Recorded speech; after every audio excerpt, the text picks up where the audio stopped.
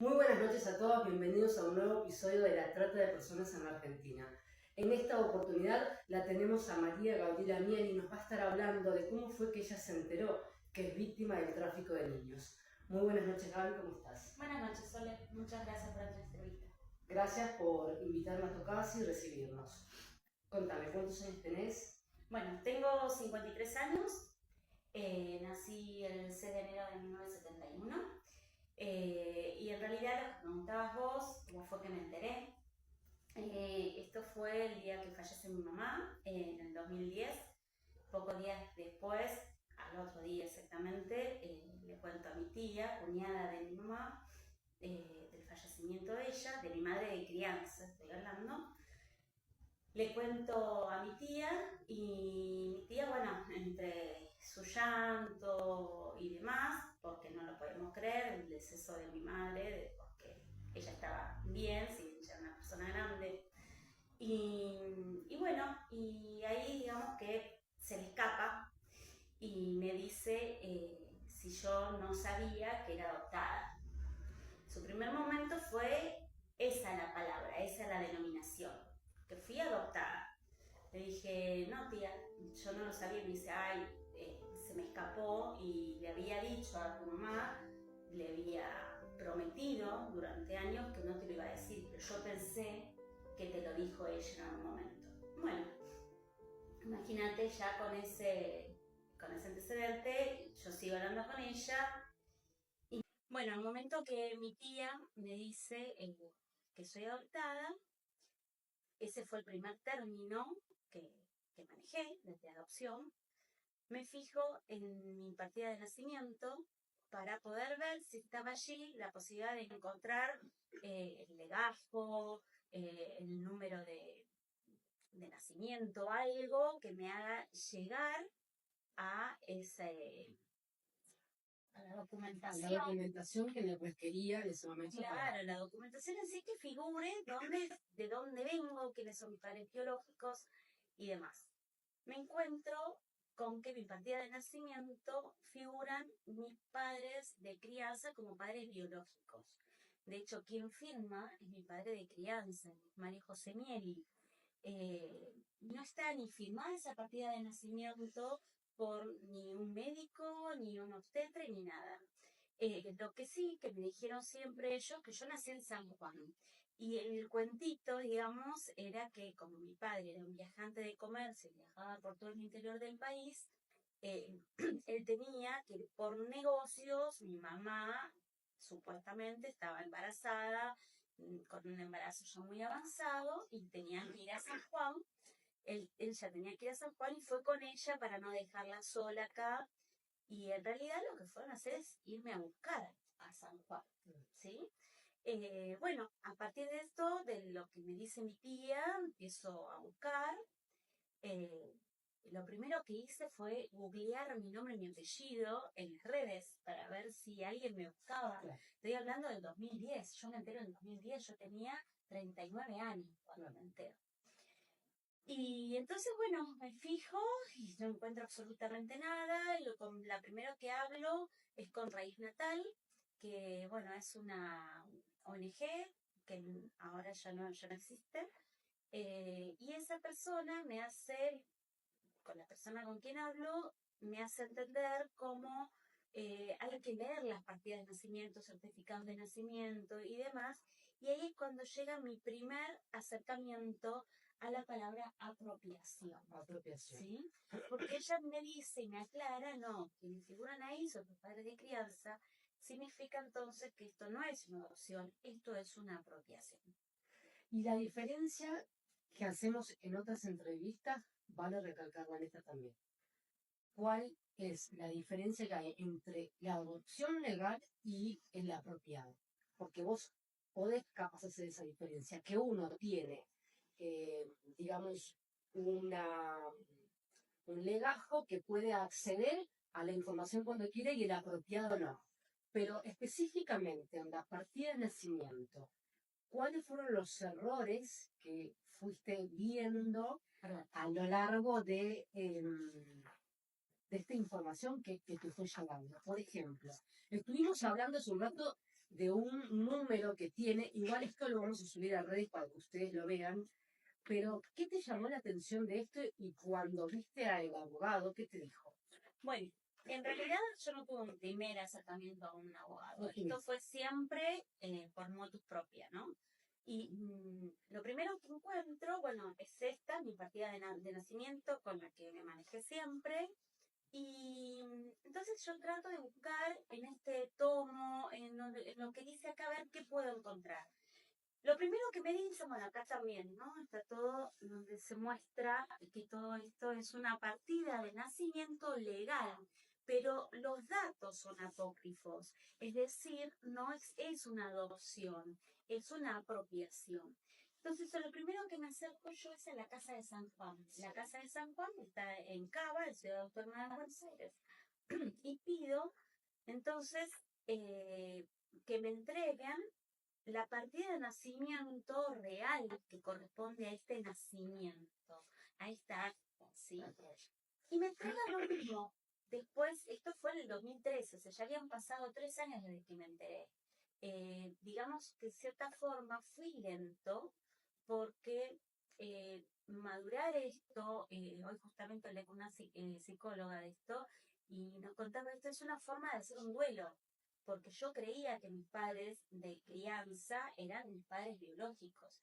Entonces hubo un tiempo en el que yo tuve que rearmarme y allí fue cuando tomé fuerzas y me acerco a esta casa de San Juan, lo pido, hago este trámite y me llega la misma partida de nacimiento. ¿Sí? Que exactamente igual. Toda esta información se las voy a ir mostrando en este video cuando lo terminemos. Así es. Hoy tu vida, ¿cómo es? ¿Tienes hijos? Sí, tengo 2 hijos, son mellizos de 20 años, una familia hermosa, bueno, compuesta por mi marido, ellos, internos.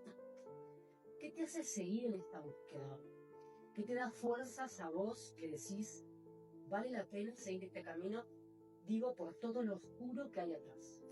Yo busco la verdad. Sí, yo busco la verdad en esto. Yo quiero encontrar qué pasó exactamente.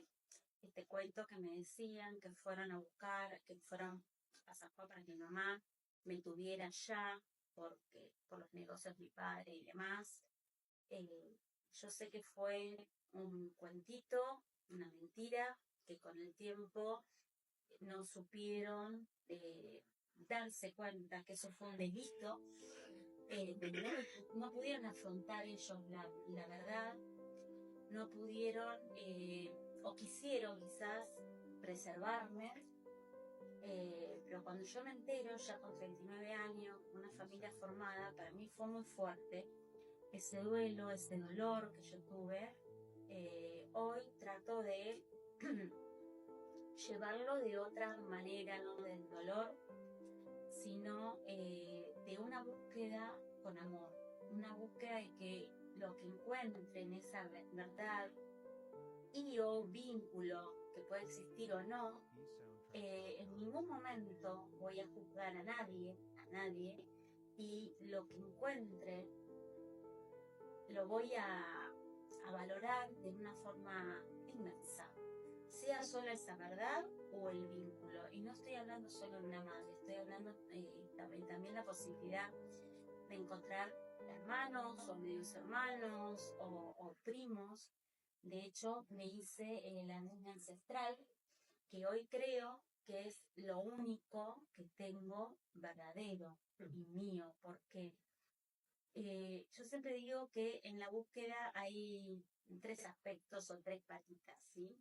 Uno es lo que te dicen de tu historia, lo que en realidad alguien de tu familia, de crianza, te llega a contar de esa verdad, que no lo tuve yo, porque esa tía, cuando le pregunto yo, tía, contame entonces cómo fue que me trajeron, de dónde vino, y no recordaba nada, ella ya muy mayor.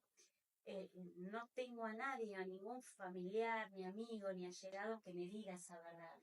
Porque no la sabe, porque la oculta o porque no la recuerda. Entonces, por un lado, esa historia no la tengo. Por otro lado, la documentación es apócrifa, por ende, tampoco yo voy a llegar a nada con la documentación. De hecho, fui a San Juan, fui a buscarlo, al hospital Rapson a buscar esa documentación. Tampoco me lo pudieron dar porque dicen que no hay nada en relación a esa fecha de nacimiento, que no hay documentación que se perdió, que se tomó, hubo inundaciones, que bueno, y demás. Entonces yo no pude hacerme de la documentación real. Y la tercer patita que le digo yo es la ciencia. Hoy el ADN ancestral me permitió llegar a una prima de segunda generación.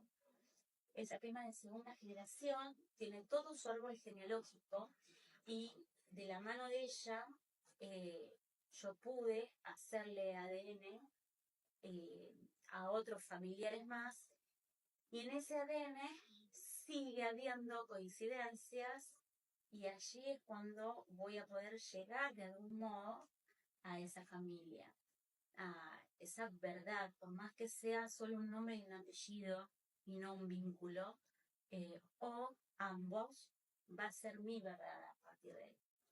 Pero vos no dudás de la trata de personas en la Argentina. Sin duda que no, hasta el día de hoy sucede. Hoy, bueno, con Alejandra, con mi amiga que también es buscadora, tenemos un programa de radio y muchas veces hablamos, gente que se acerca porque ayudamos en forma desinteresada a toda gente que busca su origen biológico, y muchas veces hay personas de nuestra edad. Yo tengo 53 años, soy del 71 supuestamente. Entonces uno dice, bueno, es anterior a la dictadura, ¿no? Pero también es posterior a la dictadura. Y no solamente en el tiempo donde surgieron los hechos de lesa humanidad, porque sucedió la apropiación. Es antes y es después. Y es el día de hoy que continúa esto. Hay muchas personas que se nos acercaron y pertenecen, no sé, a los 90, y otras tantas personas que no lo saben. Entonces, lo que tratamos es, en cierta forma, visibilizar esto, también con la entrevista, sé que también vos estás trabajando en pos de esto, es visibilizar esta problemática y que no vuelva a suceder, porque sigue sucediendo en Argentina. Cosas que se repiten. Nombraste a Alejandra, que muchos saben que es la entrevista anterior de la semana pasada que subimos. Son muy amigas y tienen un programa de radio en donde entrevistan a muchas personas con este tema, que es un tema muy delicado, muy complejo de entender, que no se puede hacer dinero ni buscar rating. Lo que uno busca con estas historias es tomar conciencia de que esto está mal. ¿Qué mirada tenés, que me gusta hacer esta pregunta siempre, de la justicia? Bueno, la justicia para mí tiene una mirada muy abstracta, muy, no hay la palabra abstracta, es muy macro. Entonces dicen, bueno, pero acá quizás es muy probable que haya sido un arreglo entre personas. Pero es macro porque nunca se han preocupado por lo micro. Eso mismo. Por las fronteras, digo, por los derechos humanos. Esta mirada está buena, gracias, porque hablas de lo macro. Y la justicia muchas veces tiene que ser micro. Así es. Para que esto deje de ocurrir. Porque hay una policía, están médicos, hay una red atrás que funciona. Eso mismo, para que yo hoy tenga una partida de nacimiento apócrifa, significa que hubo un empleado del registro civil que la emitió, la firmó. De hecho, yo busqué a esa persona, falleció días antes que mi madre, porque yo la busqué. Entonces, todo esto es una red. Las enfermeras, yo no sé en mi caso si me dieron por muerta, si mi madre realmente quiso entregarme, si la obligaron a entregarme. Yo no sé exactamente qué pasó. ¿Qué crees que le falta a estas historias para que puedan llegar a lo más alto ustedes como seres humanos, con su historia, con todo lo que traen atrás? ¿Qué crees que falta? Yo creo que lo que falta es el compromiso de cada uno de estos profesionales. Estoy hablando de los profesionales de la salud, para que realmente cuando hacen su jura y dicen que van a que van a ejercer su profesión éticamente, que realmente así lo hagan. Necesitamos un Estado que también esté presente en cada uno de estos estadios que lleva el anotar a un niño. Hoy justamente en la radio hablamos de adopción, no de adopción, de adopción. Hoy hay 2.000 niños en estado de adoptabilidad. Y si bien está quizás ese mito de que no, la cantidad de años que lleva para adoptar un niño, entonces no, es más fácil ir a buscar a un niño al interior, es más fácil acercarme a tal o cual hospital que conozco una enfermera y sabe que me lo puede dar.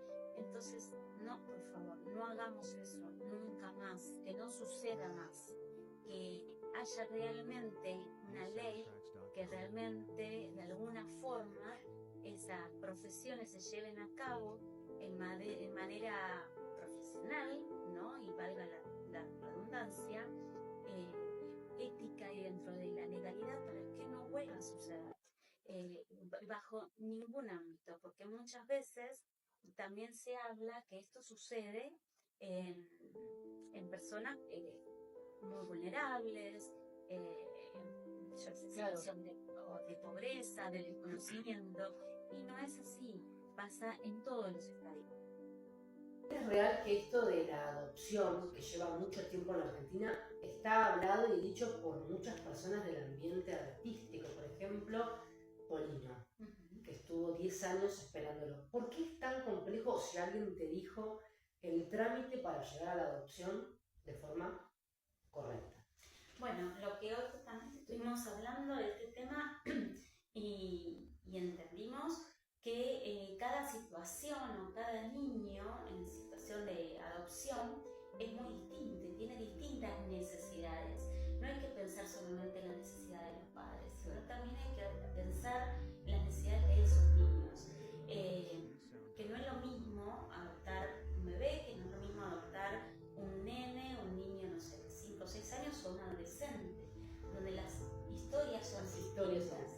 Entonces es ese tiempo de adaptación y esa madre o ese padre, o puede ser una familia monoparental, en donde también tiene que haber todo un proceso de requisitos a cumplir, de estudios de esa persona, como también que se adapte a ese niño. Entonces todo eso va a llevar su tiempo. Puede ser que sea en menor tiempo o mayor tiempo, pero cada uno con su particularidad. ¿Cómo miran tus hijos cuando se enteraron de lo tuyo? ¿Cómo se lo contaste? ¿Cómo lo planteaste? Ellos eran chicos. Cuando mi mamá fallece, ellos tenían 6 años, 6 o 7 años aproximadamente. Ellos eran muy chicos. Pero sí me acompañaron, porque en realidad yo me entero en el 2010, en el 2020, en la pandemia, fue cuando empezaron a surgir los fantasmas, ¿no? Y ahí comenzó mi búsqueda activa, digamos. Entonces, ahí quizás se habló más de este tema. Ellos, por supuesto, ya más grandes, hoy, bueno, tienen 20 años, entonces ya lo pudieron ver desde otro lado y siempre me acompañaron, pero también esto mismo, lo he hablado con otros buscadores, el hecho de que no es solamente buscar mi origen, sino es también buscar la historia de ellos, la historia de la cual ellos tienen el derecho a saber. Eso también es muy importante. Los derechos humanos en la Argentina, ¿qué opinión tenés? Hoy los derechos humanos en realidad están abocados, o cuando muchas veces hablamos de este tema, a lo que es abuelas de Plaza de Mayo. Cuando yo le cuento a personas allegados y demás y les digo, no, mira, en mi caso soy apropiada, y me dicen, ¿te acercaste a abuela de Plaza de Mayo? No, pero no es durante la época de la dictadura, es anterior en mi caso, y no lo pueden entender. Entonces, en relación a los derechos humanos, pero en relación a esto que yo puedo opinar, ¿sí? Porque es algo que me atraviesa a mí, yo veo que hacen muy poco, abuelas o cualquiera que está, ¿no?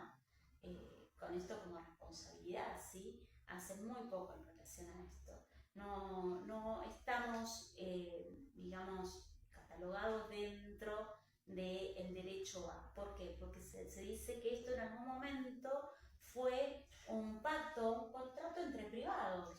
El Banco Nacional de Datos Genéticos se inicia en la dictadura militar. Así es. Lo que sí parece poco creíble de abuelas muchas veces, por lo que me dicen muchas personas con las que hablo, es: si te importan tanto los derechos, no podés por afuera darnos una mano y ayudarnos. Pareciera ser que no, en muchos casos. Bueno, hubo un programa de polidentidad, que bueno, lo habrán visto inclusive en las publicidades, en la televisión, que a todo aquel que duda de su origen biológico, que se podía acercar. Entonces vos decís, bueno, se abre esto, se abre justamente la búsqueda, o nos da la posibilidad de ingresar al Banco Nacional de Datos Genéticos. Eso es lo que pensamos, pero en realidad no es así, porque es simplemente para tomarnos datos de qué sabemos de nuestra búsqueda, e inclusive de pedirnos qué más sabemos, qué otra información es la que tenemos, qué documentación es la que tenemos. Y ellos no estarían haciendo nada, simplemente quedan como receptores de datos y te dicen que se haga un legajo, que van a investigar. En mi caso me habían dicho que ellos iban a pedir, en el Hospital Rawson en San Juan, el libro de partos de mi fecha de nacimiento. Hice yo más rápido yendo allá a San Juan, y fui a buscarlo yo, fui a pedirlo yo. Me llega en unos meses esa respuesta a mi mail, bueno, que no lo encontraron finalmente, pero fue mucho más ágil que lo haga yo en particular que CONADE, en este caso, ¿no? Claro. La Comisión Nacional por el Derecho a la Identidad.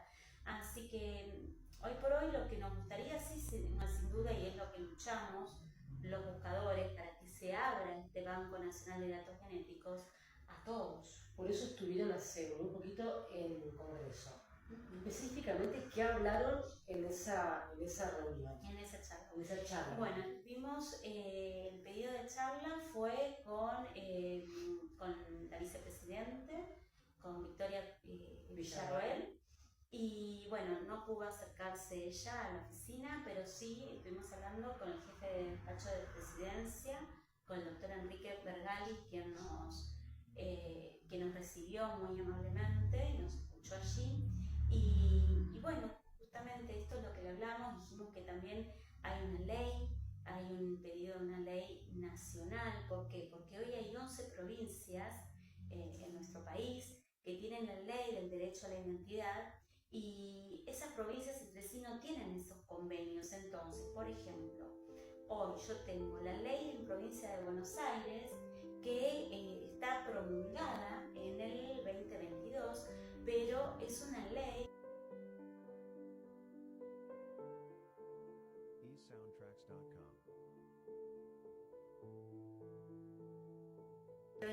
pero que aún no está reglamentada. Es decir, yo bajo esta ley fui a pedir, amparada en esta ley, fui a pedir mi documentación al Hospital Rawson.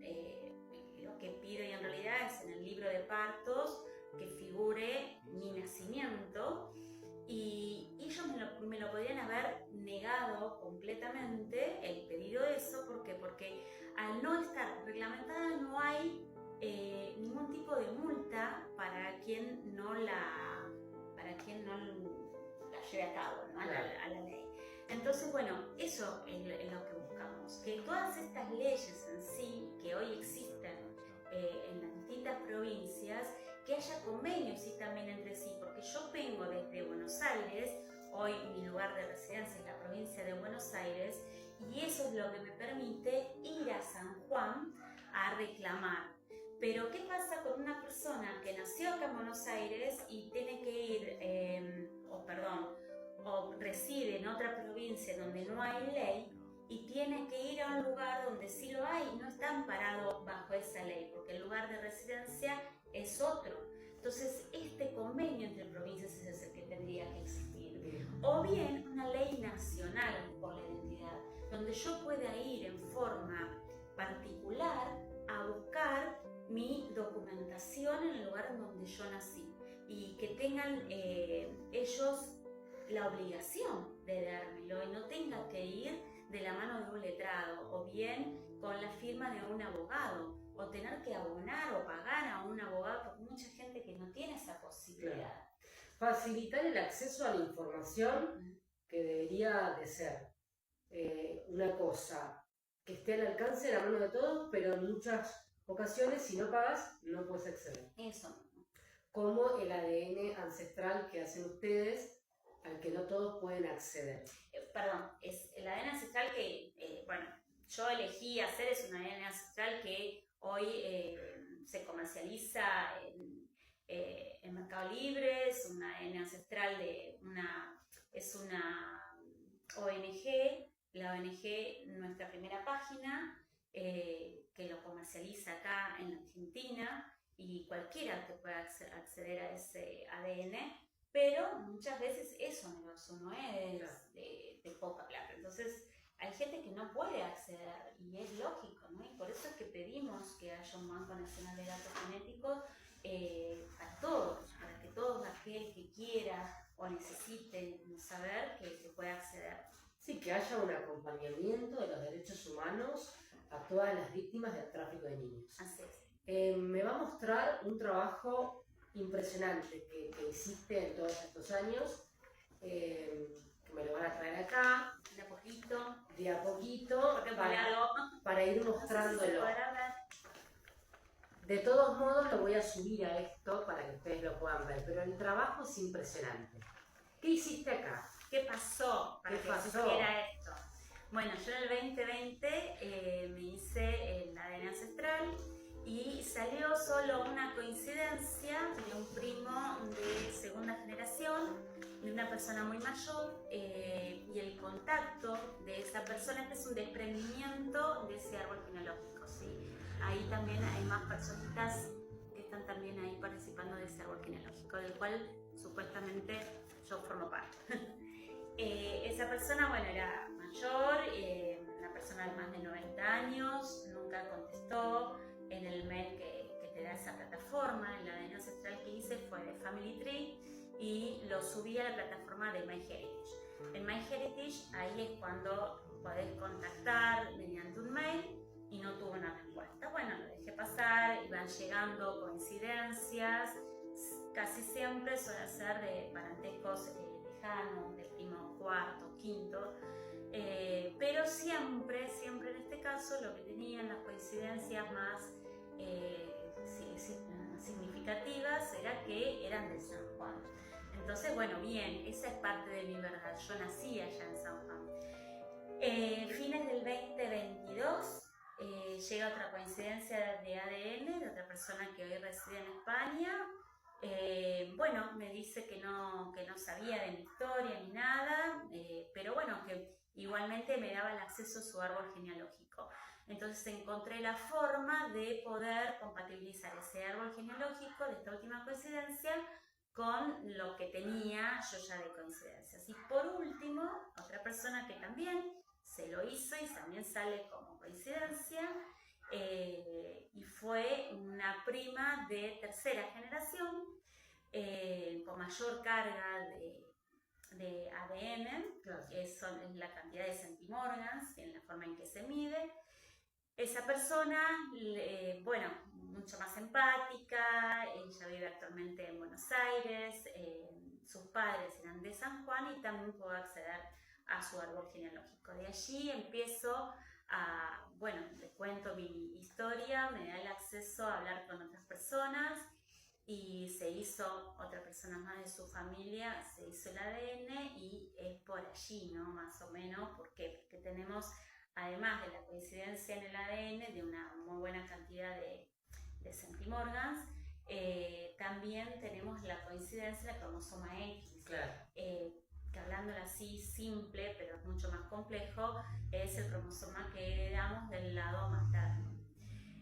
Entonces, bueno, a partir de todo eso sé que es por ahí, entonces investigué muchísimo y fueron horas y horas y noches tratando de armar ese árbol genealógico del cual ellas me daban y me dejaban ya tener esa información, o bien en la otra plataforma, Family Search, que es una plataforma que subieron y digitalizaron hace mucho tiempo y se puede acceder a todo tipo de documentación.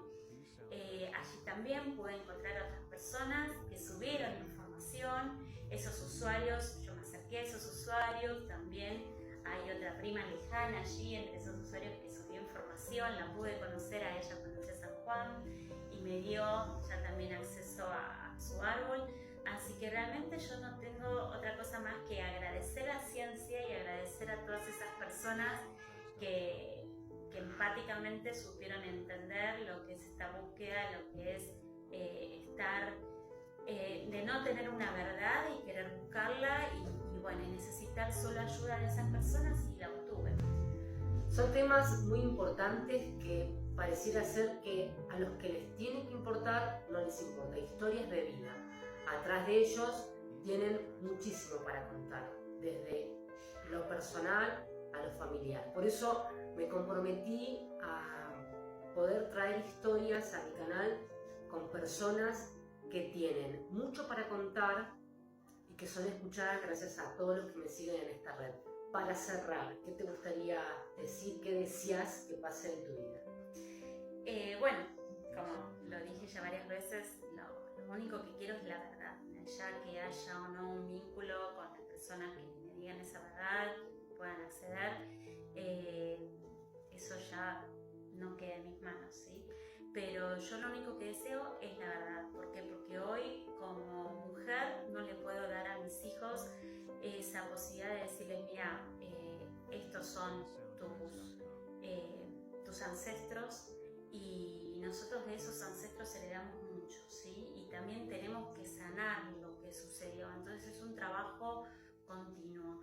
Y lo que quiero, es dejarle eso a mis hijos y si Dios quiere, así será, y que con esta entrevista, como también lo que trabajamos con Ale en la radio, visibilizar esta problemática, que no suceda y que, alguna vez si sucedió, que no suceda nunca más. ¿Cómo te pueden escuchar? ¿Cómo te encuentran en redes sociales para que te puedan seguir? Nuestra identidad, nuestro derecho es ese programa de radio. Nos pueden encontrar en nuestro Instagram, identidad_biológica, y nos pueden seguir allí los días sábados a las 16 horas en el programa de radio. Muchísimas gracias, Gaby. No, solo muchísimas gracias a vos por todo. Gracias. Muchas gracias.